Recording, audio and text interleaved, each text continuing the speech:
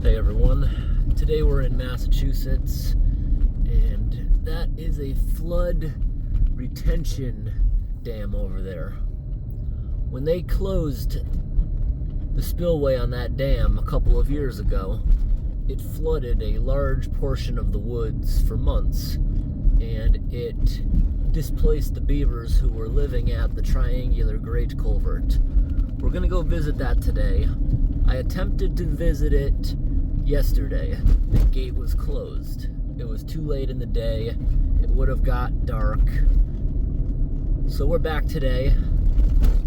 Last night we slept at the Hoosick train tunnel, which is about 50 minutes away or so.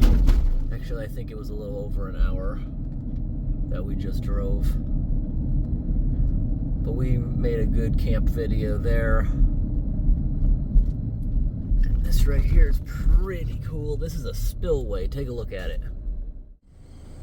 I don't think that's ran in a while. Here's the other side. Maybe it ran last year when it actually filled up. We're gonna drive across the dam now. Here we go. Going across the dam. Look at how deep this can get. See those trees over there? Those would be halfway underwater. So we're on top of it right now. Let's see if we can see any water lines. Let's pull over here on the wrong side of the road. Yeah, you can definitely see. Wow, they could have flooded way, way more than they did last year. Last year, I don't even think the base of these trees was underwater, but they could become halfway up if they wanted to flood it that much during big storms. But down here, you can see the watermark on those trees over there of how much they flooded it. And that displaced the beavers, and they haven't been at the triangular grate in a couple of years. This is gonna be our first visit of 2025. Let's see if they've returned.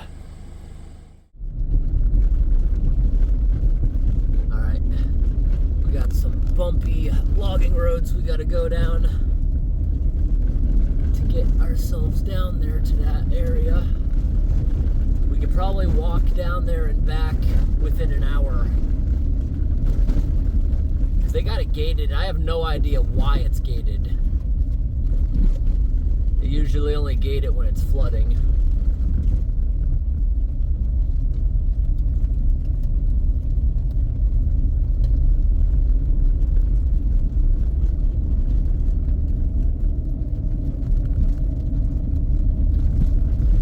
Notice around here there's lots of rock walls.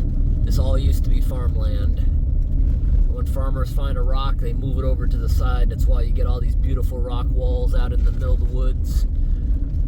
It's not farms anymore, it's also not houses. It just went back to woods because this is watershed for drinking water. You can't have the farmers fertilizing that with cow manure. It's gonna put E. coli and bad things in your water. You can't put fertilizer and stuff down. You can't put chemicals, so they let it grow back into woods. All right, around the next corner, we got a park. Go for a walk.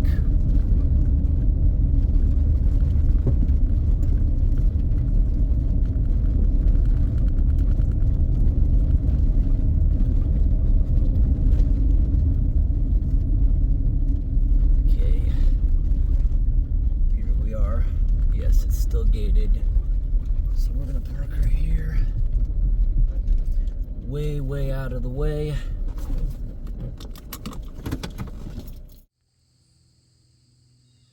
All right, let's go down there. Can't go camping, can't bring drones, you can't have fires.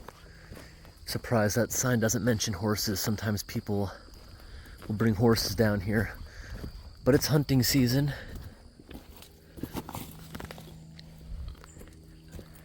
And that gate has a key, so Do they give out keys if you have a hunting permit down here? Wow, looks like they've had this road closed all year. It's starting to get a little grown in.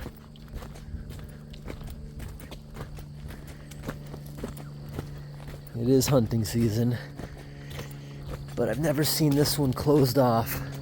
I wonder if the road got damaged in some way. We're just gonna walk down to that place. There's another culvert that sometimes beavers clog on this road, but it's been so dry this year, I doubt that swamp even has water, so we're not gonna walk down that far. When we're done here, we're gonna go check out another beaver swamp in Massachusetts, the one where I'm always talking about the guardrail code violations. There's 2 of them there. Those beavers were relocated. I was showing the traps they had up in one of those videos. People got a little mad in the comments because I was saying that this trap's gonna kill the beaver, but everyone's like, no, that's a live catch trap. Yeah, it was a live catch trap, but the way they had it set up, it would probably grab the beaver and hold him underwater. Beaver can't hold his breath that long. At least in my opinion, it was not set up correctly.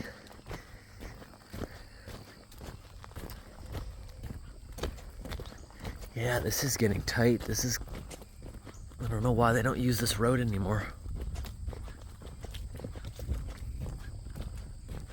It's no longer something we can easily go down here to. Requires a good walk. Today's gonna be a pretty warm day. This weekend's gonna be pretty warm. Then it's gonna start getting cold. On September 29th, we have a deep freeze coming to the north. It'll be about 26 degrees at my house, or about -4 Celsius. Sometimes we're able to grow the garden into October. I've had, even in the end of October, I've had years I could grow the garden, but not this year. I still got a good amount of things growing, but a couple days that's gonna put an end to it. Today's the 27th. 2 more days until the garden's killed. The tomato plants, I lost them all. We had a light frost on the 15th of the month. That's the earliest I've ever seen a frost since I've been living up north. Massachusetts could have another month, I think, of growing season. The leaves here are just starting to turn colors. I think we're just about at full peak. The drought really helped trees get really beautiful. Then we had some rain. It's been raining all week. I think that'll prolong the color up until the frost. I think a lot of leaves are going to drop this fall, or this in 2 days, I think.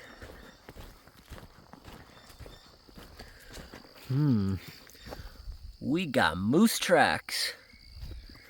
You don't see moose tracks too often in Massachusetts. Never seen a moose in Massachusetts. Never seen their tracks either. But there are moose crossing signs all over the place in northwestern Massachusetts. This beaver swamp isn't even that low. They got a nice dam. The DNR put a pipe through it with a beaver deceiver, so it allows them to keep their pond, but it keeps it at a certain level. They put a whole bunch of gravel here. It's just hollow gravel under there. They did that instead of putting a culvert. I'm not sure why. A couple years ago they did a bunch of construction and fixing this road, and now it's closed. I'm not sure why. They don't want you flying drones here around the dams, I believe. I don't think it has anything to do with nature.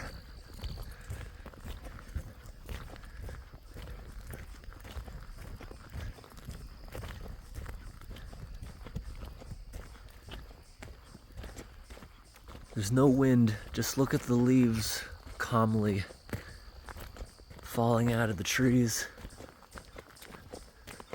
It's nice.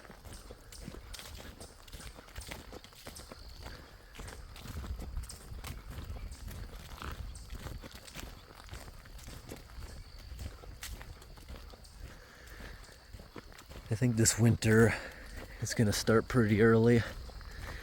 We had an early spring. I don't think had a frost at all in May, but the previous year, 2024, we had a frost the end of May. This year, I think our last frost was in April. Had a good amount of rain. We had no flooding in the spring. The snow melted gradually with no rain. Then the ground thawed. Then we got the April showers. No flooding at all. Very dry summer. All the leaves on the trees seem to grow a month earlier than normal. And now everything seems to be dropping a month earlier. Everything this year shifted around. Look, there's another beautiful rock wall in there I never noticed. That might even be a foundation of an old barn.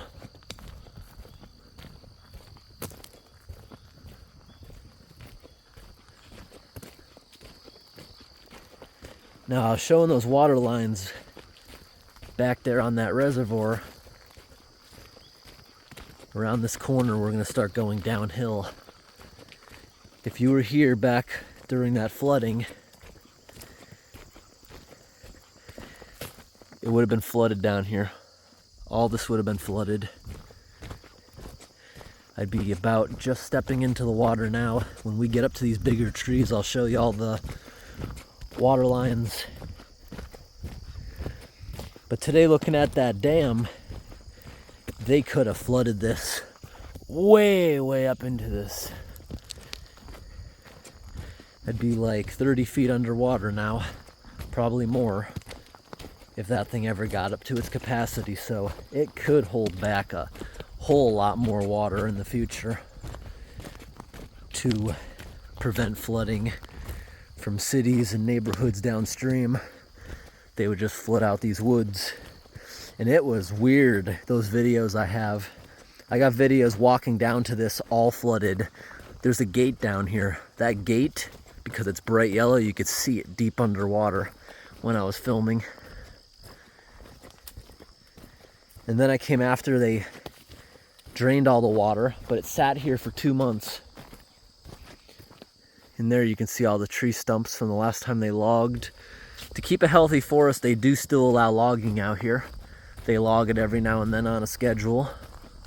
But these bigger old growths here were probably here during the farm. But I was saying, when they drained all this, it killed every little tree that was submerged. All the big trees, old growths, they can survive a couple months of flooding, no problem. But it killed a lot of the small trees. Or at least just killed their leaves, because apparently they grew back. Some of these trees here would have been in that water. I'm looking for the bathtub rings to show you. Where are they? I can't see any super good ones. I guess it kind of washed away. But we are at the triangular grate. See, if you look down there, you can clearly see the bathtub ring on those trees. You can see how deeply it was flooded. That's the gate that was completely underwater. I was up on that hill next to it looking down at it because the water was clear. Look at the bark falling off that tree. If we stand back, I guess you can see the water line right there. See it? If you look back, every tree has a line at that height. So I guess these smaller trees, it just killed all their leaves. But no, beavers did not ever move back to the area.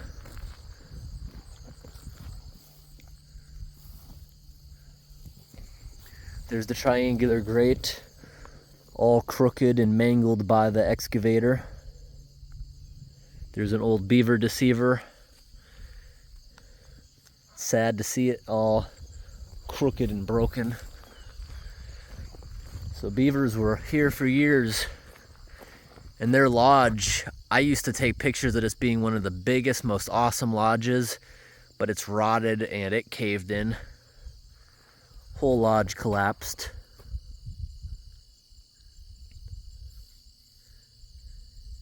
But it is prime real estate for beavers someday. Right now, it wouldn't be prime real estate unless they're already here, they're already well established.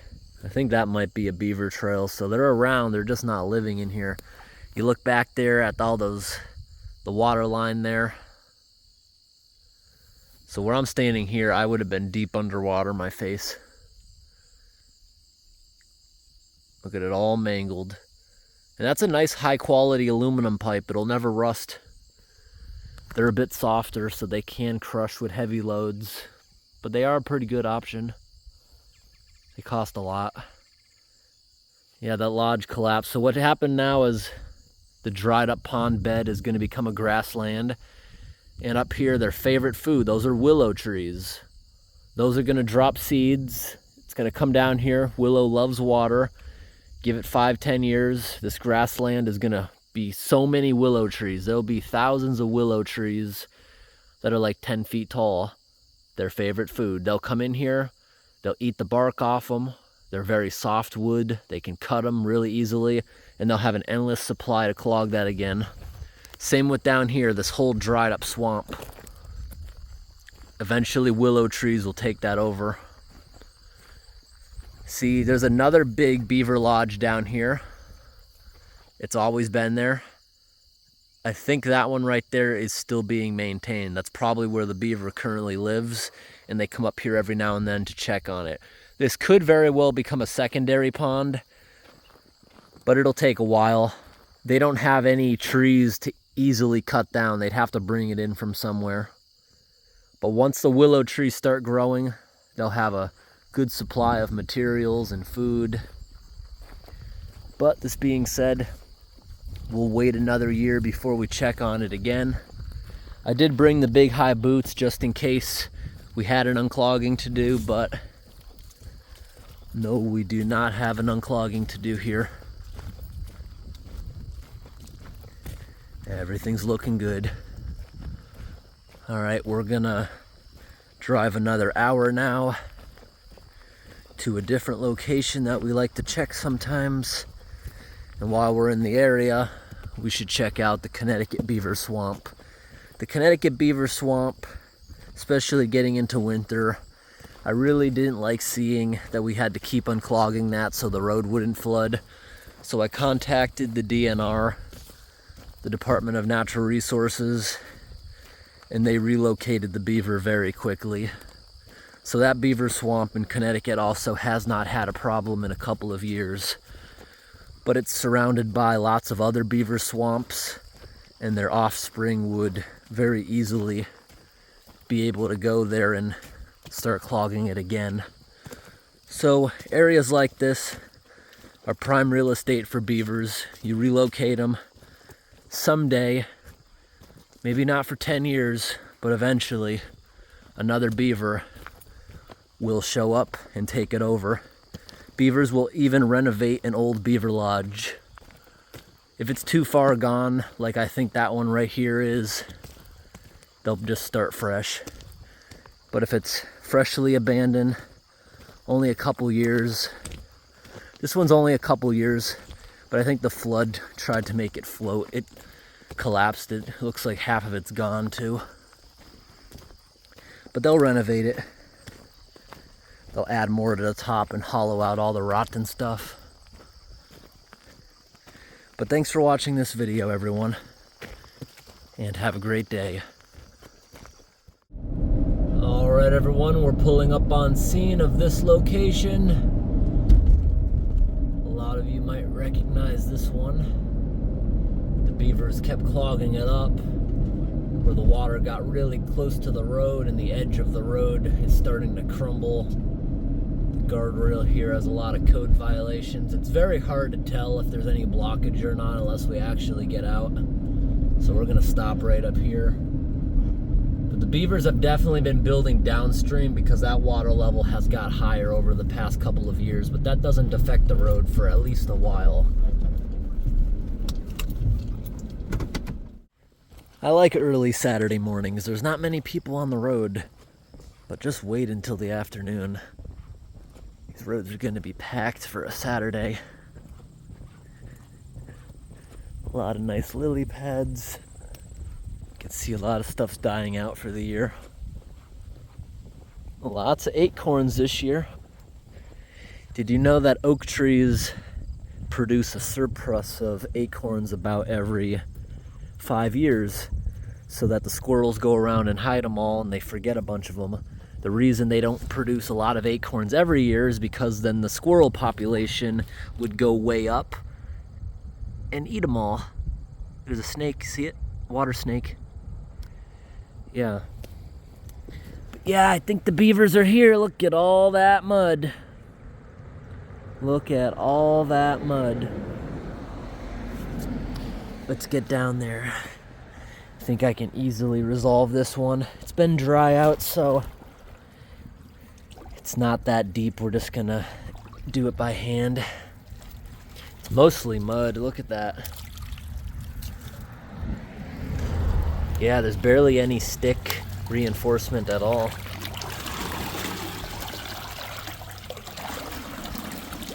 Here's a stick. Stinky mud. That mud's really stinky, actually. The mud can just wash through. We just gotta get a few sticks out of there.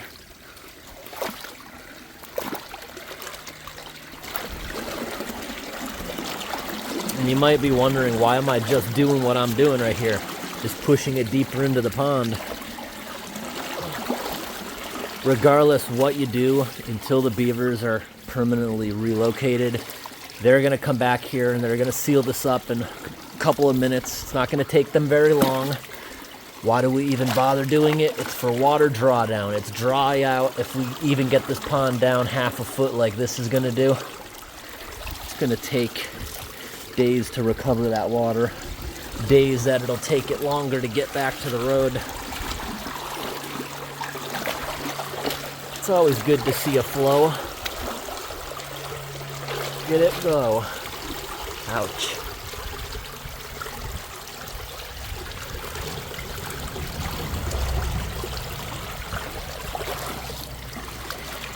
And see, what's floating back is not containing the mud. It's just containing the material we want to throw up top. And all the mud gets sent through.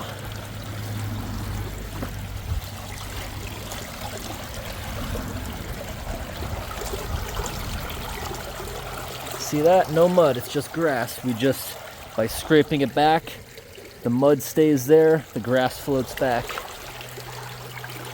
You're never gonna get rid of the mud in the bottom of this pond. They're always gonna have mud to put back. But we can help out a little bit with this. You see, there is a bit of stuff on the surface that's gonna keep coming. But we can walk away saying we made it unclogged. We're getting it good. A little bit more right here.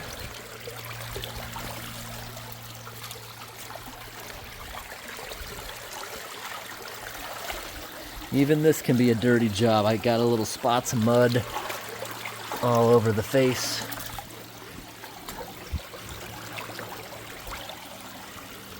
In a situation like this, it would be better not to have a grate at all. But the grate has to be here, or the beaver's gonna build in the middle of the pipe where it's very difficult to get to. The only way to get it out of the middle of the pipe is to jet it, or have an excavator, have a big log or a telephone pole and ram it back and forth a bunch of times. It's the only way you're gonna get to do it. Okay, let's dry off a little bit. We did good. Let's get on up out of here.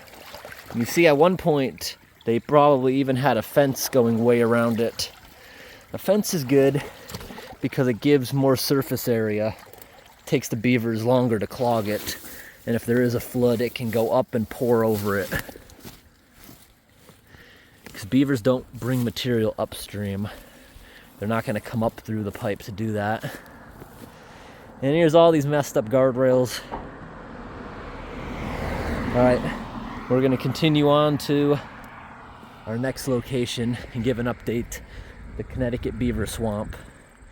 We just got a good amount of flow going. And that one's still eroding, that one's still dirty. The first time I ever filmed this, there was a little stream coming out of here. I used to set my camera up there. Can't do it anymore. There's a big beaver dam down there, making this into a big beaver pond. Not that bad though. It'll take years to get high up to the road where it would affect anyone. Plus, more water for that dry fire hydrant. Dry fire hydrant means there's no pressure. The truck sucks it up into tankers because there's no water mains out here in the country. Everyone has their own private well. So you can't use a private well. It doesn't produce enough water to fight a fire. So they gotta go to your truck with tankers, which takes longer. If you have a serious house fire in the country, it's almost always a total loss. So in the country, have lots of fire extinguishers. Alrighty everyone, on the way down to Connecticut, we're gonna take a ride by the lake drain while we're in the area. Traffic is starting to pick up, 5 minutes to noon. Around here there's not too much fall colors. There was a bit more at the triangular grate, because that's a bit higher elevation. And I see a for sale sign. They're selling the land across the road where everyone parks to go to the lake drain.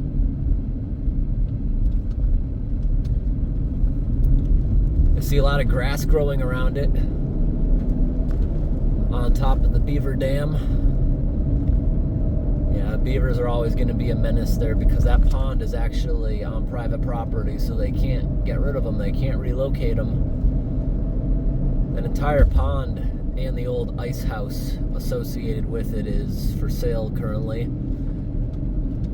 I don't think anyone's going to pay what they're asking. They're asking a huge, outrageous price for that property. First of all, the building there, it's a rip down. You got to tear that thing down. It's got asbestos in it. Then you'd probably want to raise the entire property up, especially if you wanted to have a basement. It's low lying, and that property semi-floods when the drain used to clog. So you'd want to raise that entire property up before building anything there.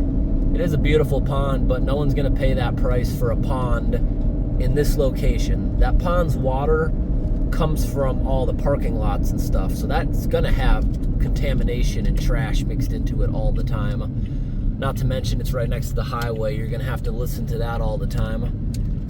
So anyone who wanted a pond on their property, they're not gonna buy that house unless there's a specific reason they want to live in this area. You could buy a property with a beautiful pond way out in the middle of the woods for a fraction of that price, and you don't have to tear down a horrible abandoned building. In fact, you could probably get paid by letting a logging company take all the trees. Or there's a few people I know that have bought properties up north. They'll let the logging company take a bunch of acreage of trees for free in exchange for making them a driveway, which is difficult when there's never been one there before. That's a pretty good exchange. But the traffic in Massachusetts never disappoints. I can never go a day in Massachusetts without almost getting in a crash. Glad I don't live here anymore. Yesterday I was driving down a road going to the triangular grate for the first time, and this pickup truck swerves halfway into my lane, and I have to go off the road. Thankfully it was a flat person's yard, and by the time I got back to the road, that guy had taken off because he was probably worried about getting chased for that. And then I had a bunch of issues today, so I'll be the oncoming car. My lane is clear, and the car coming towards me comes into my lane because someone's parked in that lane. You don't get to do that. Someone's parked in your lane. That means you stop until the other lane is clear. And I made that person back up. I wasn't gonna move. This traffic's already getting bad. Can't pull out of here. And this morning there was already our fair share of parade leaders. It's almost always a Subaru going 20 under the limit. It's like a moving roadblock. But that's anywhere in New England. Even as far away as Alaska, it's almost always a Subaru doing that. Alright, gonna make our way down to Connecticut now. Should be there in about a half hour.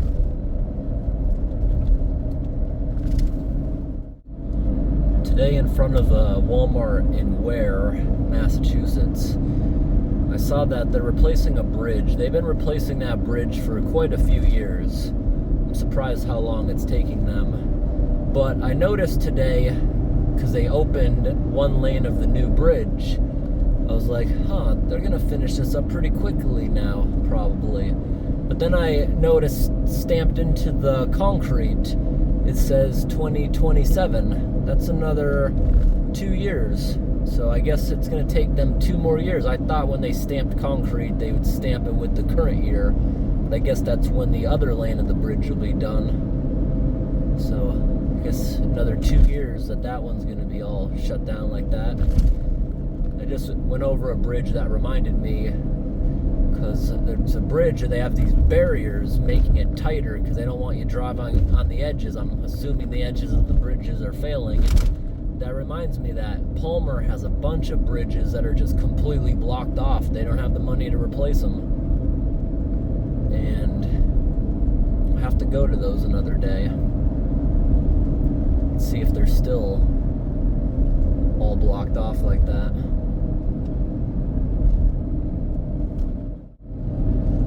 I remember years ago, I had this insurance company ask me if they could put this module that I plug into my car. It tracks how I drive, how fast you accelerate, how fast you brake, and it determines if you're a dangerous driver or not. And if you're a good driver, they give you a better rate. Well, they told me that wouldn't be suitable for me since I'm always off-roading. And off-road, you're always slamming the brakes on for potholes and swerving around and stuff. So that would make me out to be a bad driver just because of those types of roads. But I am wondering, a lot of times I see morons like this, they'll make their lane change, and as soon as they have changed their lane, they'll flash their blinker one time. Do they do that so that a module like that records that they used it? Could that be what it is? Or are they just high or drunk and they're just late? Because I see that all the time. I also see people come to a complete stop in the middle of the road, then turn their blinker on because they're waiting for traffic. It makes no sense at all. Usually you'd put your blinker on when you're about to turn, not after you've stopped. I'm just wondering if there's a delay in their brain, or they turn the blinker on because they remember, oh, my insurance. I don't know what it is. I'm imagining it would record that you're using your blinker when you are going around corners, because it's probably like making a map. It probably knows the speed limits. It probably records all that kind of stuff. Just like when I had a rental vehicle at the beginning of the year, that thing was recording basically all kinds of stuff. But they only use it against you if you get in a crash. Like, if you don't get in a crash, no one cares. They just delete it after the vehicle gets returned without damage. But if there ever is an incident, they can look in there. They can see if you're slamming your brakes on all the time. They can also be able to see if you're using your blinkers. They'll also be able to see if you're speeding. They'd be able to know if speed was a factor because it's recording all that stuff.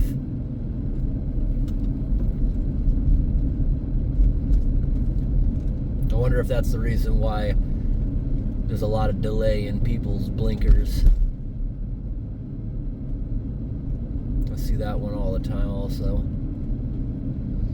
But I still stand with my word. Massachusetts is probably the worst place I've ever had to drive, especially in the cities. In the country, it's not that bad. But I've been in cities in Florida, even Vegas, and they seem to drive more synchronized despite it being packed. There seems to be more patience. And driving around Canada, there seems to be a good amount of patience for their cities. For how big they are, it seems to be pretty good. There was a good amount of dangerous drivers on like the Coquihalla Highway right above Vancouver.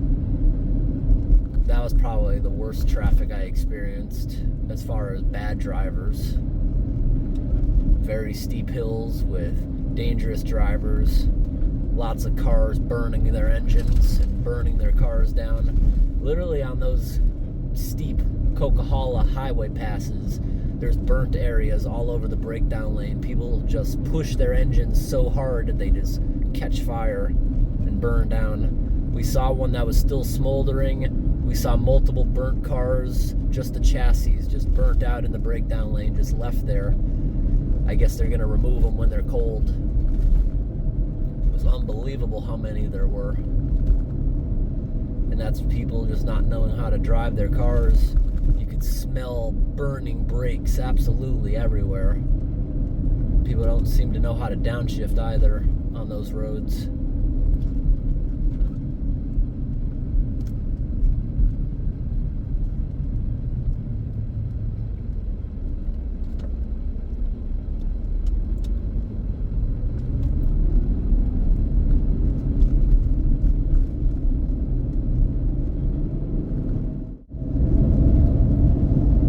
We're in Connecticut now.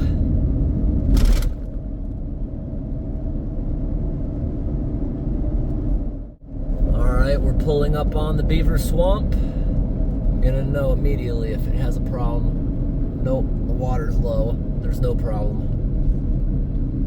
Every time I hit the brakes, I hear this high-pitched screech, but I know they're not low. I think it's moisture this morning.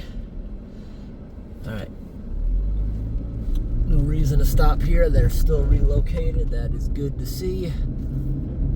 I gotta check my map, make sure this road's not gonna take me home through Rhode Island somehow, because it did that once before.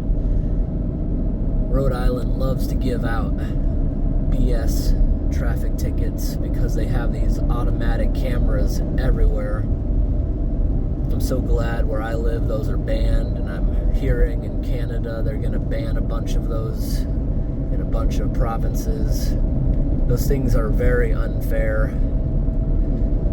I got 2 of those tickets. One of them I didn't want to even bother with, so I just paid it. The other one I was able to fight by going to court via video call, and they threw it out. So the one I ended up just paying for because I couldn't be bothered with it was an $80 ticket for going through a red light, and they even sent me video proof that I didn't do anything wrong. But it wasn't worth fighting it just for that small ticket. And I even showed the video to my insurance company, and they didn't raise the rate at all for it. So what the video showed was I was going 13 miles an hour in a 30 through a red light, but the front axle of the car was over the white line before it clicked red. The law says if the front axle of your car is over the white line when it turns red, you are allowed to proceed. It doesn't matter how long you are or if you have a trailer, you can go through it because it would be dangerous to slam the brake on at that point. So my insurance didn't hold that one against me. And the other one was speeding through a school zone. It said on the ticket that I was going 34 during a time I should have been going 20. But you look at the timestamp, it said 8:30 at night. There was no way school was in session, and the judge threw it right out in the video call. Why is that traffic camera in a school zone running at 8 o'clock at night? Is its internal clock messed up? Because the speed limit on that road is a lot more than 20 when school's not getting in or out.